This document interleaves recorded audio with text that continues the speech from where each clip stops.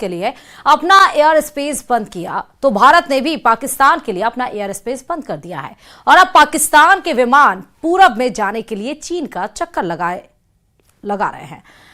जाहिर है भारत के एयर स्पेस स्ट्राइक से पाकिस्तान की एयरलाइन कमर टूटनी तय है। देखिए इस पर यह रिपोर्ट।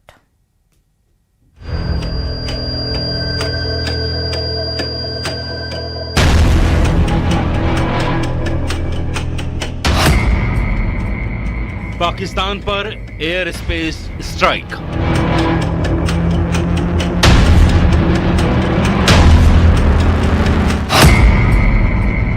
जल प्रहार के बाद वायु प्रहार।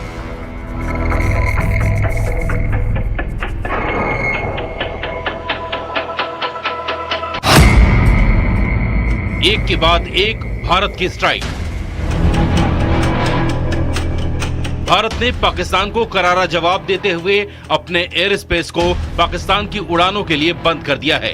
पाकिस्तान ने भारत के लिए अपना एयर स्पेस बंद किया, उससे भारत को ज्यादा फर्क नहीं पड़ने वाला, लेकिन पाकिस्तान को पूरब में जाने के लिए भारत के एयर स्पेस की सख्त जरूरत है। लेकिन अब उसको ये सहूलियत नहीं मिलने वाली और उस पर एयर स्पेस वाली स्ट्राइक से उसका तगड़ा नुकसान होने वाला है।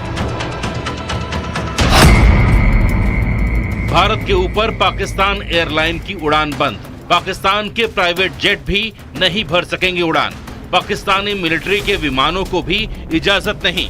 पीआईए के लीज पर लिए विमानों पर भी लगाई गई पाबंदी। पाकिस्तान के लिए भारतीय एयर स्पेस पूरी तरह बंद।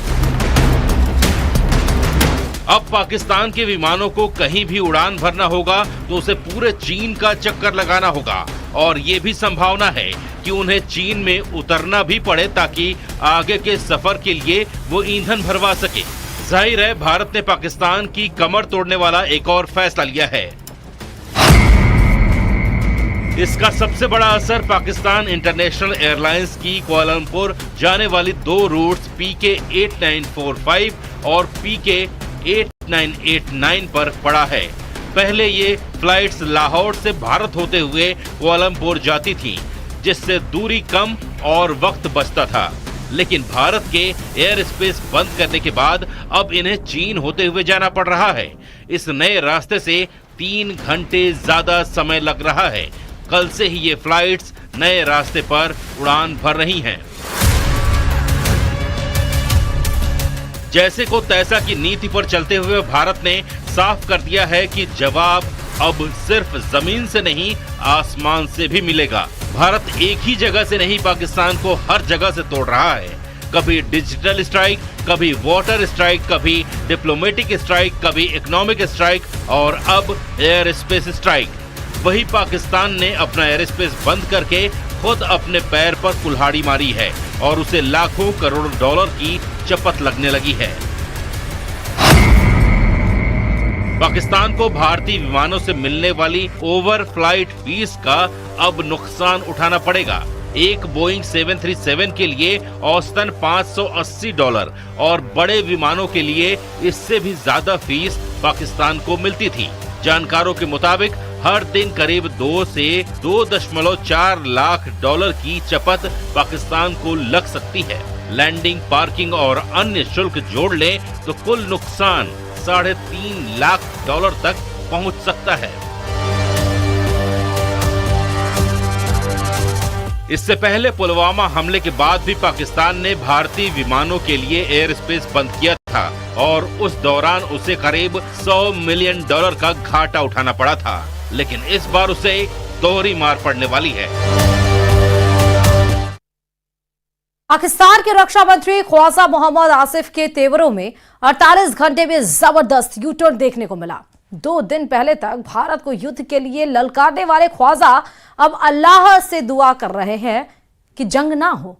उनका कहना है कि हालात तो युद्ध जैसे बन रहे हैं, लेकिन पाकिस्तान की तरफ से कोई लड़ाई शुरू नहीं की जाएगी। उनके इस बयान से साफ है कि युद्ध की धमकी देने वाले अब डर से कांप रहे हैं। देखिए रिपोर्ट।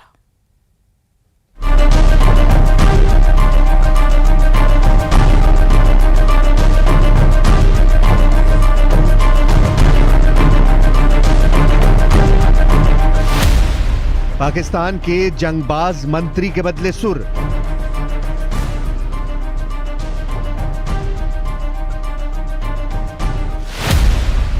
ख्वाजा बोले, अल्लाह ये युद्ध टाल दो।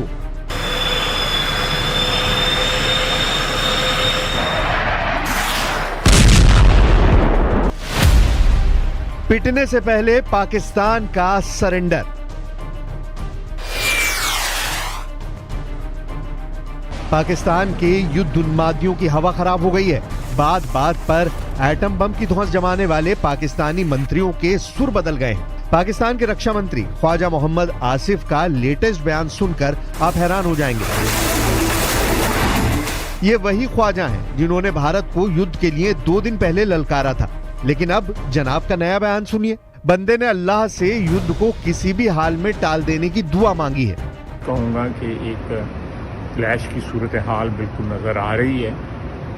अल्लाह करे एवर्ट हो जाए, हम कोई जंग मुसल्लत हमारी तरफ से तो कतई तौर पे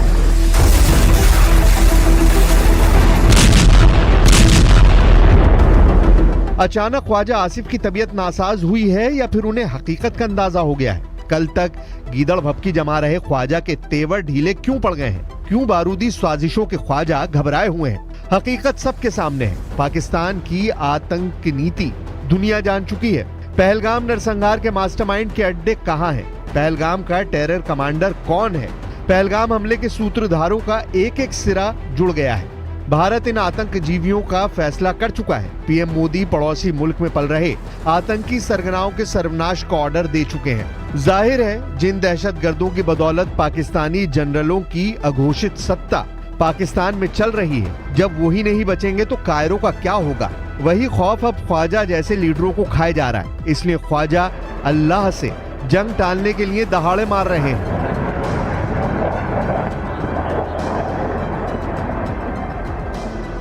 कहूँगा कि एक क्लैश की सूरत हाल बिल्कुल नज़र आ रही है। अल्लाह करे एवर्ट हो जाए, हम कोई जंग मुसल्लत हमारी तरफ से तो कतई तौर पे असल में पाकिस्तान कई साल से ढह रहा है। पहलगाम आतंकी वारदात की साजिश रचकर पाकिस्तानी सेना ने बुनियाद की आखिरी ईंट भी हिला दी है। भूख की मारी पाकिस्तानी अवाम हुक्मरानों की बारूदी साजिशों से परेशान है। पाकिस्तानी लोगों में सेना के खिलाफ जबरदस्त गुस्सा है। उन पर भारत के सख्त एक्शन का बढ़ता खतरा पाकिस्तान के लिए प्राणघाती बनता जा रहा है, जिससे बचने के लिए ख्वाजा जैसे तमाम नेता तरह तरह के हथकंडे आजमा रहे हैं। पाकिस्तान के रक्षा मंत्री ने कश्मीर मसले में चीन को चौधराहट का ऑफर भी दे डाला है। पाकिस्तान के रक्षा मंत्री ख्वाजा आसिफ ने कहा है चीन की बड़ी अलग पोजीशन है, कश्मीर का एक हिस्सा उनके पास भी है, तो सारा ये जो कश्मीर का इशू है चीन भी इसमें एक स्टेक होल्डर है। सिंधु नदी चीन से भी होकर आती है, तिब्बत से आती है। पाकिस्तान को चीन ने हमेशा सपोर्ट किया है।